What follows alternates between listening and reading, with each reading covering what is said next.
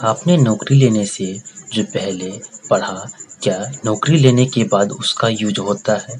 जो मैथ का चैप्टर आपने पढ़ा, मैथ में जो फार्मूला याद की, क्या उसका नौकरी लेने के बाद यूज होता है? तो नहीं होता है। आखिर नहीं होता है तो फिर गवर्नमेंट आपसे ऐसा क्यों पूछती है? ऐसा क्या जानना चाहती है आपसे? आज मैं इसी टॉपिक के बारे में बात करूँगा। एग्ज़ाम 2 तरीके से ली जाती है। एक तो सब्जेक्टिव एग्ज़ाम ली जाती है, दूसरा ऑब्जेक्टिव। हम लोगों की परीक्षा जो होती है वह 2 तरह से होती है। अगर दूसरे शब्दों में कहें तो हमारी छँटनी 2 तरह से होती है। एक सब्जेक्टिव, दूसरा ऑब्जेक्टिव। सब्जेक्टिव का मतलब होता है जिसमें हमें कुछ लिखना होता है, और ऑब्जेक्टिव का अर्थ है आप क्या सोचते हैं उससे मतलब नहीं रहता है। ऑब्जेक्टिव का अर्थ ही होता है कि उन्होंने क्या सोच कर बनाया होगा, उस सोच को आप समझ पाए, इसलिए ऑब्जेक्टिव का एग्ज़ाम ली जाती है। सब्जेक्टिव एग्ज़ाम जो होता है, आपकी मेंटलिटी चेक किया जाता है इससे कि आपकी रवैया कैसा है, आप कैसा सोचते हैं, आपकी कंटेंट किसी प्रति के कैसा है, आपका सुझाव कैसा है। ऑब्जेक्टिव एग्ज़ाम जो होता है, इसमें आपकी मेंटलिटी या आप क्या सोचते हैं, ये चेक नहीं किया जाता है।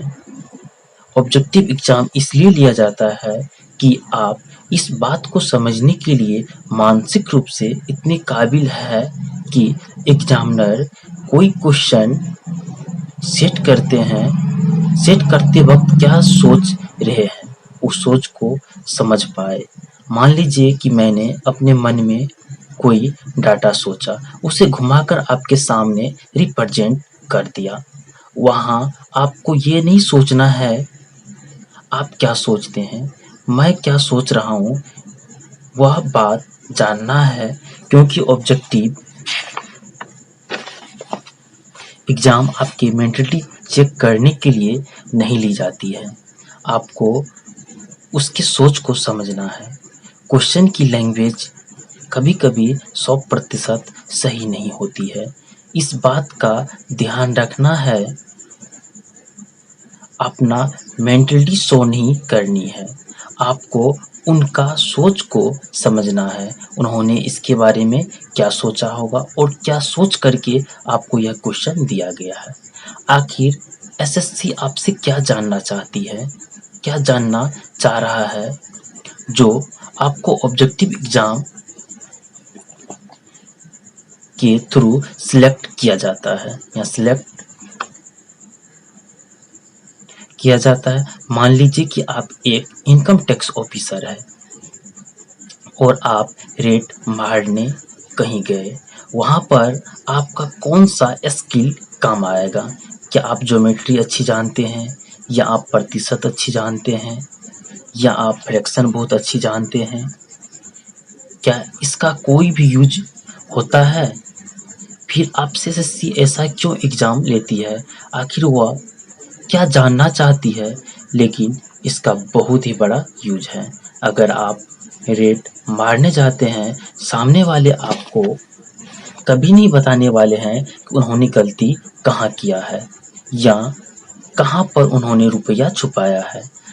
आप में यह गुण होनी चाहिए कि आप अपनी ज़रूरत की बात उनसे बातों-बातों में निकाल पाए।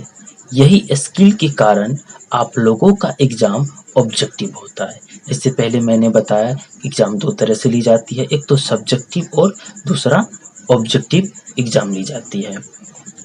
आपकी किसी विशेष कंटेंट के प्रति सोच कैसी है, आपका रवैया कैसा है और आप क्या सोचते हैं, आप लोग को पूरे पढ़ने के लिए लिया जाता है सब्जेक्टिव एग्ज़ाम, जिससे आप लोग आईएएस, आईपीएस, आईआरएस बनते हैं।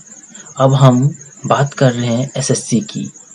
आप इसमें पॉलिसी बनाने वाले नहीं होंगे, आप पॉलिसी को लागू करने वाले होंगे।